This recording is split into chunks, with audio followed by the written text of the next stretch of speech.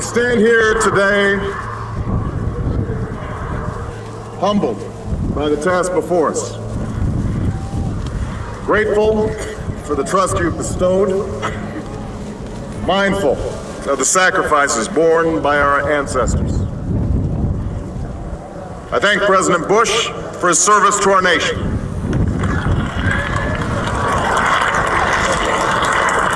As well as the generosity and cooperation he has shown throughout this transition. 44 Americans have now taken the presidential oath. The words have been spoken during rising tides of prosperity and the still waters of peace. Yet, every so often, the oath is taken amidst gathering clouds and raging storms.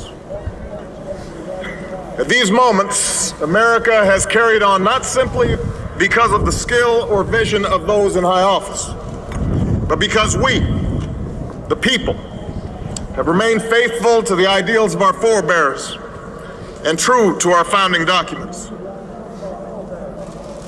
So it has been, so it must be with this generation of Americans. That we are in the midst of crisis is now well understood. Our nation is at war against a far-reaching network of violence and hatred.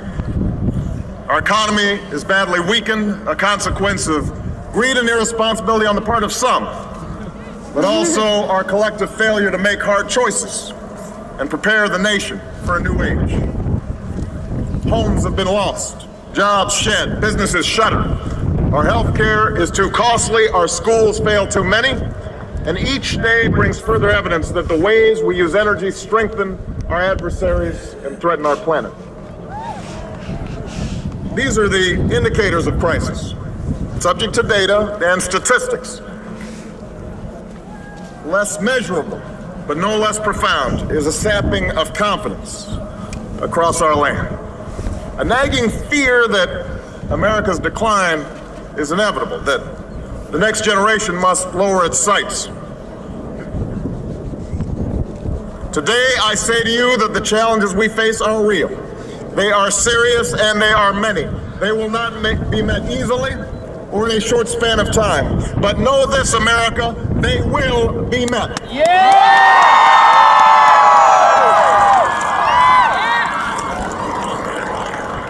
On this day, we gather because we have chosen hope over fear, unity of purpose over conflict and discord.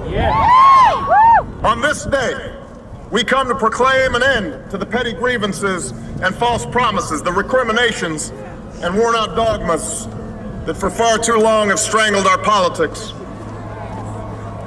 We remain a young nation, but in the words of Scripture, the time has come to set aside childish things.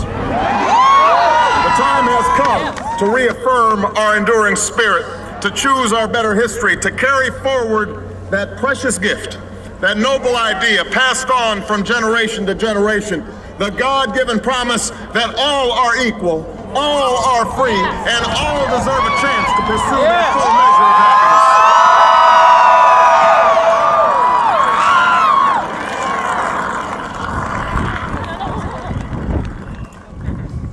In reaffirming the greatness of our nation, we understand that greatness is never a given. It must be earned. Our journey has never been one of shortcuts or settling for less. It has not been the path for the faint-hearted, for those who prefer leisure over work or seek only the pleasures of riches and fame. Rather, it has been the risk-takers, the doers, the makers of things, some celebrated, but more often men and women obscure in their labor, who have carried us up the long, rugged path towards prosperity and freedom. For us, they packed up their few worldly possessions and traveled across oceans in search of a new life.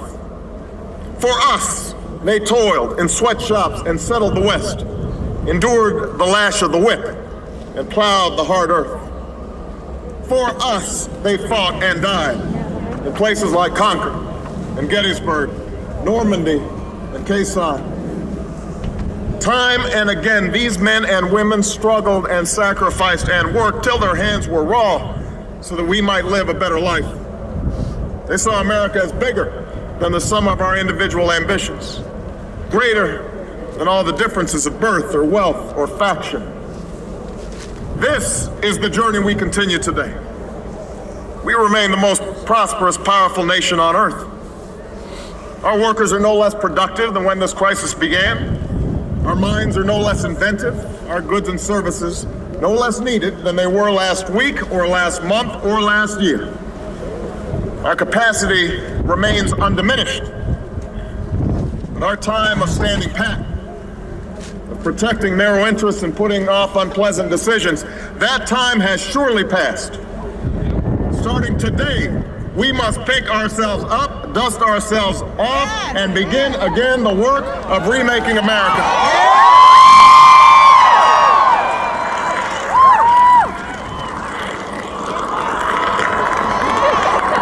Everywhere we look, there is work to be done. The state of our economy calls for action, bold and swift, and we will act, not only to create new jobs, but to lay a new foundation for growth. We will build the roads and bridges, the electric grids and digital lines that feed our commerce and bind us together. We will restore science to its rightful place and wield technology's wonders to raise healthcare's quality and lower its cost. We will harness the sun and the winds and the soil to fuel our cars and run our factories, and we will transform our schools and colleges and universities to meet the demands of a new age. All this we can do. All this we will do. We can. Now, there are some who question the scale of our ambitions, who suggest that our system cannot tolerate too many big plans. Their memories are short, for they have forgotten what this country has already done, what free men and women can achieve when imagination is joined to common purpose and necessity to courage. What the cynics fail to understand is that the ground has shifted beneath them, that the stale political arguments that have consumed us for so long no longer apply. The question we ask today is not whether our government is too big or too small, but whether it works, whether it helps families find jobs at a decent wage, care they can afford, a retirement that is dignified. Where the answer is yes, we intend to move forward. Where the answer is no, programs will end. And those of us who manage the public's dollars will be held to account to spend wisely, reform bad habits, and do our business in the light of day, because only then can we restore the vital trust between a people and their government. Nor is the question before us whether the market is a force for good or ill. Its power to generate wealth and expand freedom is unmatched. But this crisis has reminded us that without a watchful eye, the market can spin out of control. The nation cannot prosper long when it favors only the prosperous. The success of our economy has always depended not just on the size of our gross domestic product, but on the reach of our prosperity, on the ability to extend opportunity to every willing heart. Not out of charity, but because it is the surest route to our common good.